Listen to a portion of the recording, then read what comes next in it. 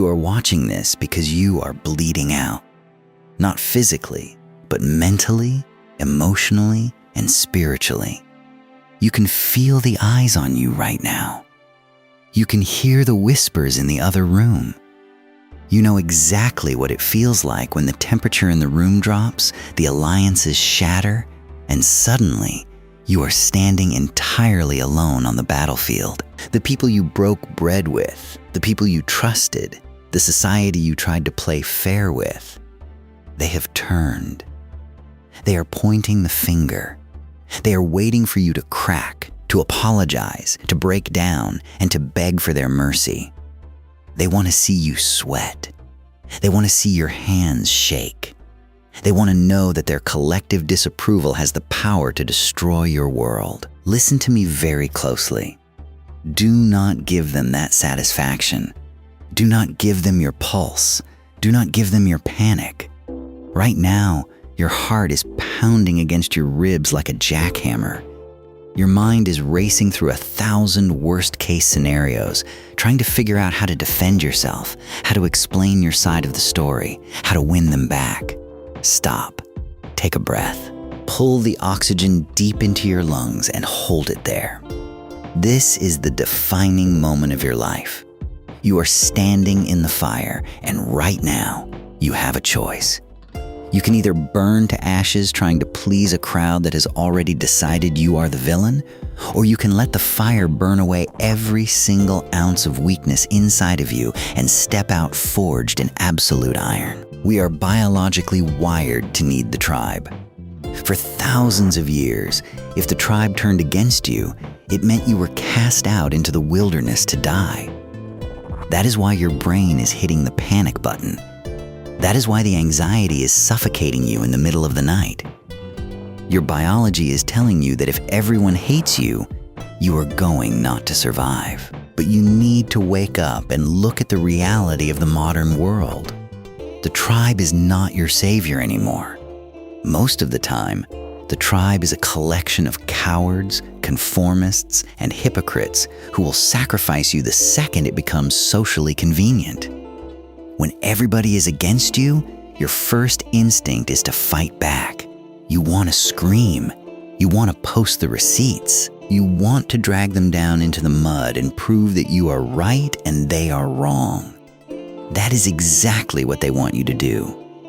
The moment you start desperately defending yourself, you validate their attack. You show them that their opinion has jurisdiction over your reality. You bleed in the water, and the sharks circle faster. The ultimate flex, the most terrifying weapon you can deploy against a mob of enemies, is absolute, dead-eyed stillness. Silence is deafening to people who are trying to provoke a reaction. When they come at you with rage, with rumors, with betrayal, and you look back at them with complete and utter calm, it short-circuits their brains. They expect you to shatter. When you don't, they begin to doubt their own power.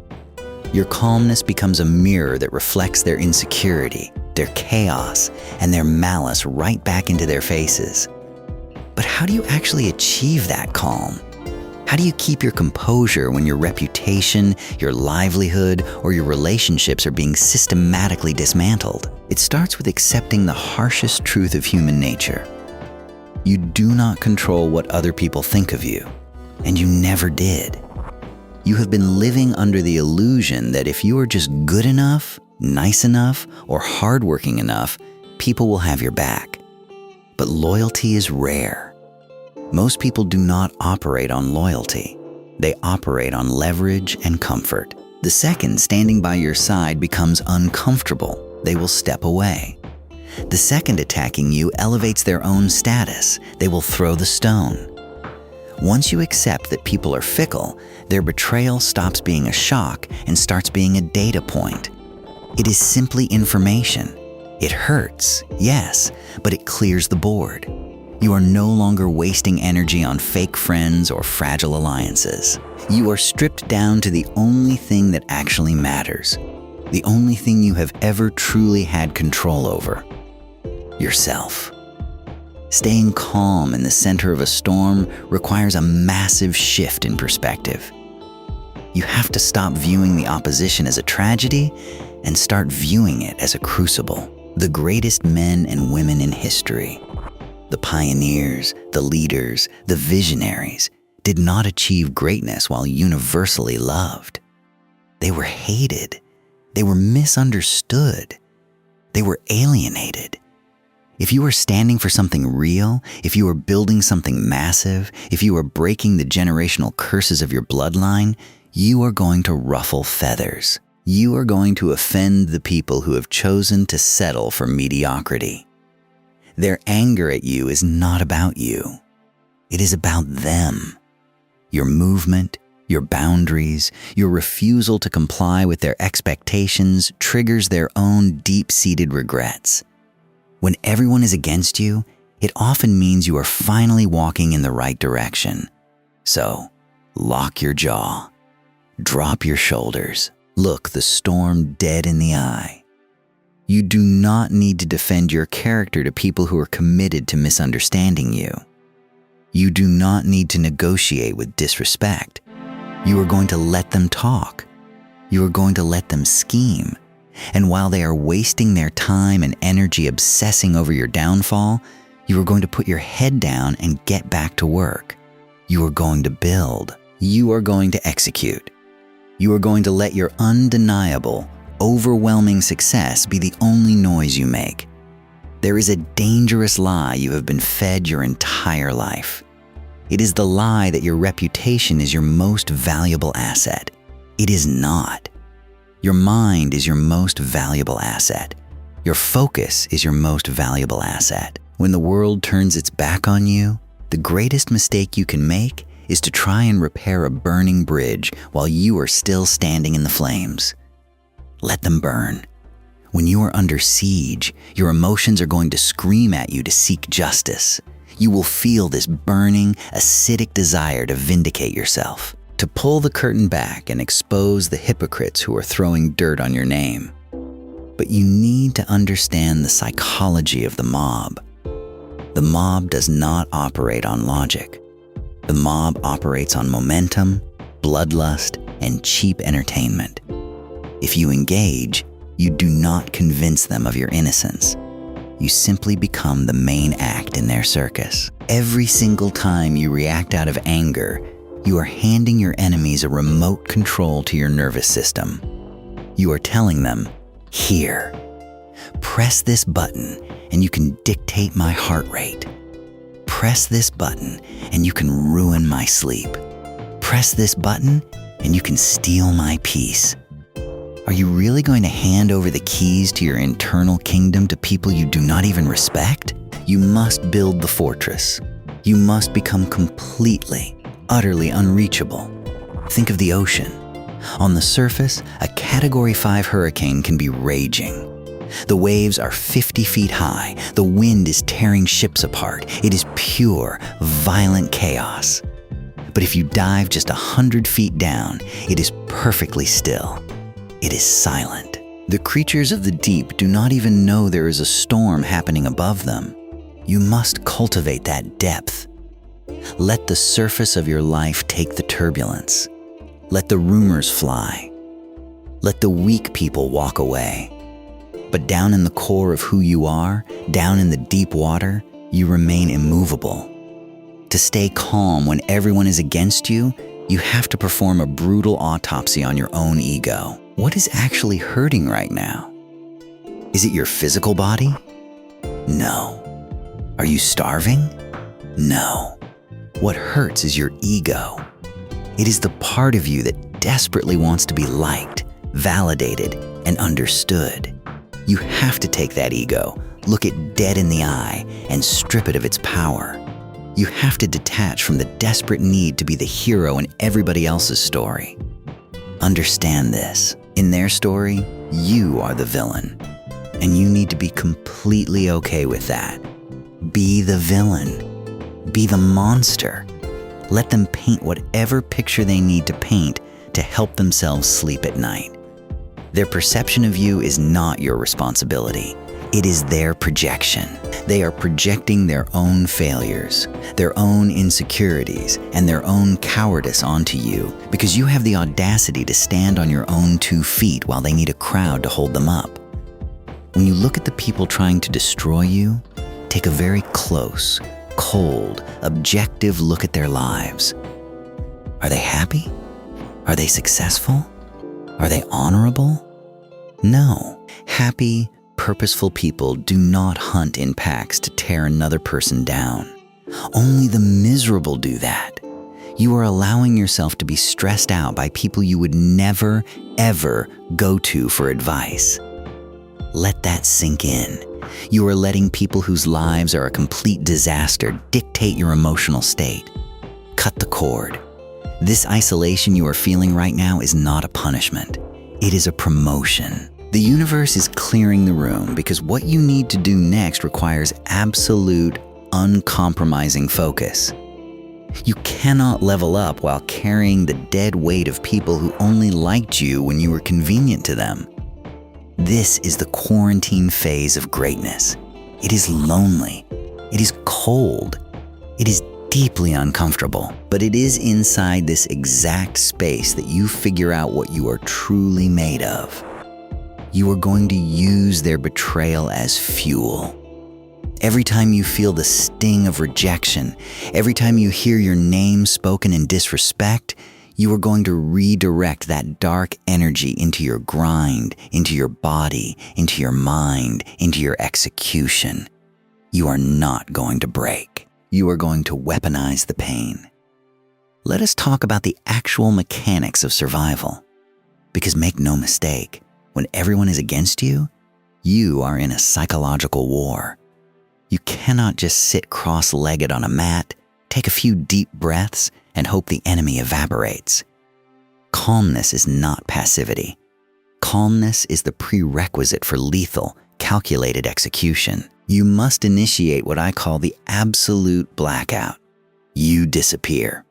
You do not post passive-aggressive quotes online. You do not send long, emotional text messages trying to explain your side. You do not show your face at their tables trying to win back their favor. You cut the supply lines. People who hate you still want to consume you. They want to watch your stories. They want to track your movements. They want to see if you are stumbling. Starve them. Give them absolutely nothing. When you go dark, something fascinating happens to the psychology of the people attacking you. The absence of your reaction creates a vacuum, and human beings are terrified of vacuums. They will start to fill that silence with their own paranoia. They will wonder what you are doing. They will wonder if you have leverage they don't know about. They will start to turn on each other because the target they were unified against has vanished into thin air. Let them eat themselves. While they are busy shadowboxing your ghost, you are going to put your life under a ruthless, uncompromising regime of discipline. When the external world is pure chaos, your internal world must become a fortress of extreme order. The margin for error is gone. You do not have the luxury of sleeping in. You do not have the luxury of drowning your anxiety in alcohol, junk food, or mindless scrolling. Every single one of those cheap escapes is a crack in your armor, and right now, you cannot afford a single crack. You need to anchor your mind to the physical reality of your body. When the anxiety hits you like a freight train, when the betrayal replays in your head for the 100th time, you do not sit on the couch and let it marinate. You get up. You go to the gym, you hit the pavement, and you move heavy weight. You force your lungs to burn and your muscles to tear. You take all of that dark, toxic, venomous energy that they injected into your life, and you use it as the cheapest, most combustible fuel on the market. This is the alchemy of a champion. You take their disrespect, their lies, their backstabbing, and you shovel it straight into the furnace of your ambition. Let it burn hot. Let it drive you to work a 14-hour day. Let it push you to run the extra 3 miles. Let it force you to read, to study, to build, to optimize every single aspect of your existence. You do not cry over the bridge they burned. You use the light from the flames to read your blueprints. Do you understand the power of a person who cannot be broken by isolation? They are terrified of you because they know that if they were in your shoes, they would have folded weeks ago. They would have surrendered. They would have compromised their values just to be allowed back into the warm, comfortable fold of the herd. By standing your ground, by refusing to flinch, you are showing them a level of mental fortitude they cannot even comprehend. Think of a sniper. A sniper does not scream at their target. A sniper does not complain that the wind is blowing too hard, or that the rain is cold, or that the terrain is unfair. A sniper calculates the wind. A sniper slows their breathing. A sniper drops their heart rate into the low 40s, finds the absolute center of their focus, and squeezes the trigger between heartbeats. Total, icy, unbothered precision. That is who you are now. You are no longer reacting. You are calculating. You are observing their erratic movements, their emotional outbursts, their desperate attempts to drag you down, and you are simply watching the wind. You are waiting. Because while they are exhausting all their ammunition trying to ruin your name, you are quietly reloading your entire life. You are building the version of yourself that is completely untouchable. Eventually, every storm runs out of rain. The mob will get bored. The whispers will die down.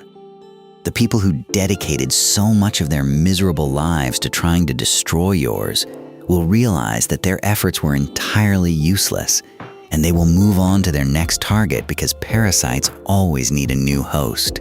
But when the dust finally settles and the smoke clears, they are going to look back at your coordinates expecting to see a wasteland, expecting to see you broken, bitter, and begging for scraps. Instead, they are going to see a monument. They are going to realize the catastrophic mistake they made. They thought they were burying you. They didn't know they were planting you. They handed you the greatest, most rare gift a human being can receive in the modern world. The gift of absolute, uninterrupted isolation. The gift of zero distractions. They cleared your table of fake friends. They removed the dead weight of artificial relationships, and they forced you into the hyperbolic time chamber of your own mind. When you finally emerge from this blackout, you will not be the same person who went in. The version of you that cared about their opinions, that person is dead. The version of you that needed their applause to feel valuable, left in the ashes. You have rewired your dopamine. You have bulletproofed your nervous system. You have learned how to sit in a room full of people who want you to fail, look them dead in the eyes, and not feel a single spike in your heart rate. You have become emotionally untouchable. And this is where you deliver the final blow. But it is not a blow delivered with your hands, and it is not a blow delivered with your words. The ultimate revenge is massive, undeniable, astronomical success. You are going to build a life so profoundly incredible, so rich in purpose, discipline, and achievement that their entire existence becomes a footnote in your biography. You are going to outwork them, outlast them, and outclass them. While they are still sitting at the same tables, gossiping about the same drama, drinking the same poison, and living the same stagnant lives, you will be operating on a frequency they cannot even tune into. They will have to watch from the sidelines as you step into the arenas they were too terrified to enter. They will have to watch as you build the empire they swore you could never build. And the most beautiful, devastating part of it all? You won't even be looking back at them. You won't be gloating. You won't be throwing it in their faces because you will have genuinely, completely forgotten about them. They will have faded into absolute irrelevance. When you reach that mountaintop, you are going to look back at this exact moment, this moment of betrayal, this moment of extreme loneliness, this moment when the entire world stood against you. And you are not going to feel angry. You are going to feel grateful. You will silently thank them, because if they hadn't pushed you to the edge of the cliff, you never would have realized you knew how to fly. So stand up straight. Breathe in the cold air. Look at the army forming against you. Smile and get to work. They have absolutely no idea what is coming.